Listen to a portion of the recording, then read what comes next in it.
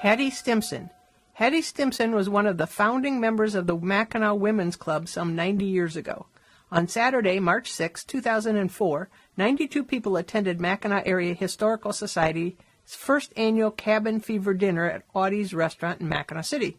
The Society's president, Kurt Grebe, and vice president, Dorothy Kruger, led a discussion on the candidates for selection of the next large wooden statue, a woman, to be carved by Jerry Pryor.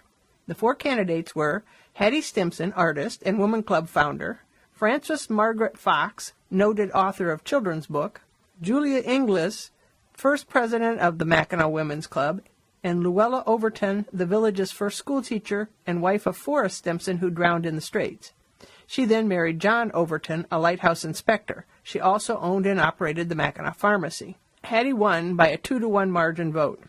Hattie is the first woman to be carved by Jerry and was completed at the end of the 2008 summer season. During Hattie's reign in Mackinac, she was the overseer of the women's clubhouse. She made sure everything was in its place, and her husband John helped by keeping the building and grounds maintained.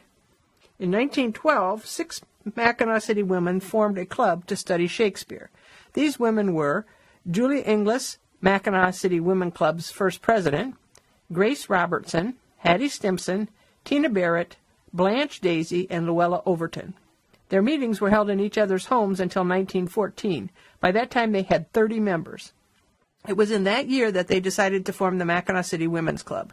In the club's first printed program, it stated the purpose of the club: to create an organized center of action among women for the cooperation in literacy, education, and philanthropic work, for the study thereof and for general culture, the promotion of practical interests in science, art, literature, and music. With the help of Hattie's husband John, who made a pushcart for the ladies, books were collected and taken to various meeting places in their efforts to start a library. Housing was becoming a problem. For a while they used the village council chambers as a library, but that didn't work out satisfactorily with the city fathers. The women would get rid of their ashtrays and cuspidors. Later, a room in the schoolhouse was used. That arrangement also didn't work out. With all the stumbling blocks they had, the ambitious group of women fired up the idea of building their own clubhouse. In order to raise funds, they held 10-cent teas, parties, musicals, and various other programs. Finally, 2 lots on Jemay Street were purchased for $550 from Charles Stimpson. On October 5th of 1931, 50 women gathered to witness the first earth shoveled for the long-awaited clubhouse. On January 18, 1932, with President Grace Barton presiding, the first meeting was held in the new clubhouse.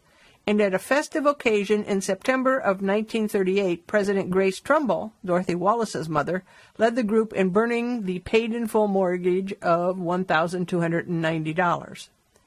Hattie Richardson was Hattie's maiden name. She was one of Battle Creek's most popular young ladies. She married John B. Stimpson of Mackinac City on August 3rd, late in the 1800s, in Battle Creek. Both Hattie and John lived their lives at 313 Jemay Street, where their home still stands today with modern renovations.